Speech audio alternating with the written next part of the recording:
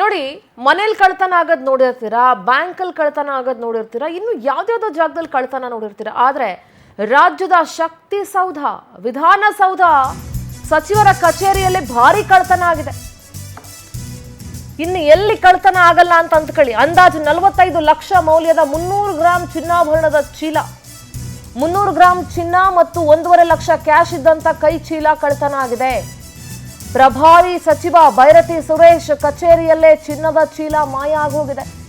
ಕೆಲಸದ ನಿಮಿತ್ತ ಸಚಿವರ ಕಚೇರಿಗೆ ನವೀನ್ ಎಂಬಾತ ಚೀಲ ತಗೊಂಡು ಬಂದಿದ್ದ. ನವೀನ್ ಎಂಬಾತನ ಚೀಲ ಅದು. ಸಚಿವರ ಕಚೇರಿಯಲ್ಲೇ ಕೈ ಚೀಲ ಮರೆತು ಹೋಗಿದ್ನಂತೆ ನವೀನ್. ಮಾರನೇ ದಿನ ಬಂದು ನೋಡಿದಾಗ ಕೈ ಚೀಲ ನಾಪತ್ತೆ ಅಂತ ದೂರು ಕೊಟ್ಟಿದ್ದಾರೆ. ವಿಧಾನಸೌಧ ಪೊಲೀಸ್ ಠಾಣೆಗೆ ದೂರು ನೀಡಿದ್ದಾರೆ ನವೀನ್. ಡಿಪಿಎಆರ್ಗೆ ಡಿ ಗ್ರೂಪ್ ನೌಕರ ಚೀಲ ಹಿಡಿದು ಸಾಗೋದು ಸಿಸಿಟಿವಿಯಲ್ಲಿ ಪತ್ತೆಯಾಗಿದೆ.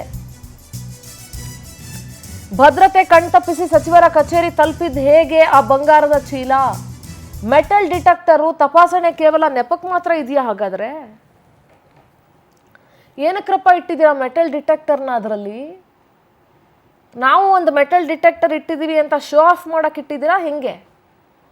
ಆ ನವೀನ್ ಅನ್ನೋ ವ್ಯಕ್ತಿ ಆ ಕೈ ಚೀಲ ಹಿಡ್ಕೊಂಡು ಬೈರತಿ ಸುರೇಶ್ ಅವರ ಕ್ಯಾಬಿನ್ಗೆ ಹೋಗುವಂಥ, ಅಂದರೆ ಅವರ ಆಫೀಸಿಗೆ ಹೋಗುವಂಥ ಫುಟೇಜು CC ಕ್ಯಾಮ್ರಾದಲ್ಲಿ ಕ್ಯಾಪ್ಚರ್ ಆಗಿದೆ.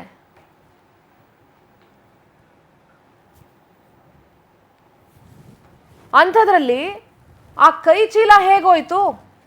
ಆ ಮೆಟಲ್ ಡಿಟೆಕ್ಟರ್ ಏನಕ್ಕೆ ಇಟ್ಟಿದ್ದೀರಾ? ಅದು ವರ್ಕ್ ಆಗ್ತಾ ಇದೆಯೋ ಇಲ್ವೋ? ನಾಳೆ ದಿವಸ ಇನ್ಯಾರೋ ಇನ್ನೇನೋ ತಗೊಂಡು ಬರ್ಬೋದು, ಇನ್ಯಾರೋ ಇನ್ನೇನೋ ಮೆಟಲ್ ತಗೊಂಡು ಬಂದು ಸೀದಾ ಒಳಗಡೆ ಹೋಗ್ಬೋದು. ಹೇಗೆ ಪರಿಶೀಲನೆ ಮಾಡ್ತೀರಿ? ಆಲ್ಮೋಸ್ಟ್ 300 ಗ್ರಾಂ ಚಿನ್ನ ಆತ ಏನಕ್ಕೆ ತಗೊಂಡ್ಬಂದಿದ್ದ? 1.5 ಲಕ್ಷ ದುಡ್ಡು ಏನಕ್ಕೆ ತಗೊಂಡು ಬಂದಿದ್ದ ಒಳಗಡೆಗೆ? ಭದ್ರತೆ, ಅಷ್ಟೊಂದು ಜನ ಇರ್ತೀರ, ಭದ್ರತಾ ಸಿಬ್ಬಂದಿಯ ಕಣ್ತಪ್ಪಿಸಿ ಆ ಚಿನ್ನದ ಚೀಲ ಒಳಗಡೆ ಹೋಗಿದ್ದಾದ್ರೂ ಹೇಗೆ? ಕ್ವಶನೇಬಲ್.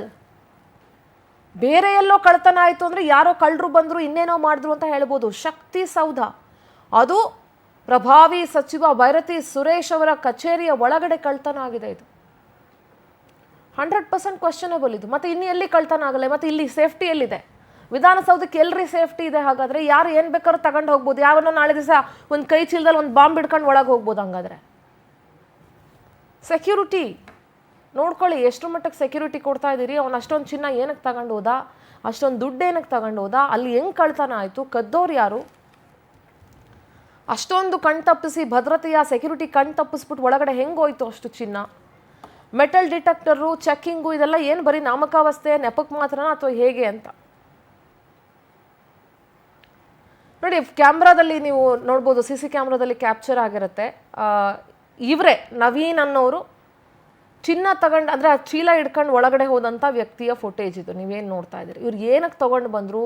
ಯಾರಿಗಾದ್ರೂ ಕೆಲ್ಸಕ್ಕೆ ದುಡ್ಡು ಕೊಡೋಕೆ ತಂದಿದ್ರಾ? ಅಥವಾ ಚಿನ್ನ ಅವ್ರ ಮನೆದಾ? ಅವ್ರು ಏನಕ್ಕಾದ್ರು ಕೆಲ್ಸಕ್ಕೆ ಕೊಡೋಕೆ ತಂದಿದ್ರಾ? ಏನು ಎತ್ತ ಅನ್ನೋದು ಐ ಡೋಂಟ್ ನೋ, ಇನ್ನೂ ಗೊತ್ತಿಲ್ಲ, ಅದ್ರ ಬಗ್ಗೆ ಮಾಹಿತಿ ಸಿಕ್ಕಿಲ್ಲ. ಆದರೆ ಇವರು DPAR ಡಿ ಗ್ರೂಪ್ ನೌಕರ. ಇವರು ಅಷ್ಟೊಂದು ಮೌಲ್ಯದ ಚಿನ್ನವನ್ನು ವಿಧಾನಸೌಧಕ್ಕೆ ಏನಕ್ಕೆ ತಗೊಂಡ್ಬಂದರು?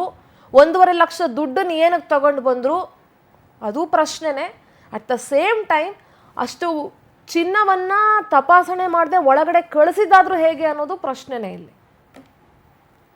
ನೋಡೋಣ, ಇದರ ತನಿಖೆ ಏನಾದರೂ ನಡೆಸಿದ್ರೆ ಸತ್ಯಾಂಶ ಹೊರಗಡೆ ಬರಬಹುದು. ವಿಧಾನಸೌಧದಲ್ಲಿ ತುಂಬ ಸಲ ಸೆಕ್ಯೂರಿಟಿ ಲ್ಯಾಪ್ಸಸ್ ಆಗಿದೆ ಅಂತ ಬಹಳಷ್ಟು ಸುದ್ದಿ ಮಾಡಿದ್ದೀವಿ ಮಾಧ್ಯಮದಲ್ಲಿ.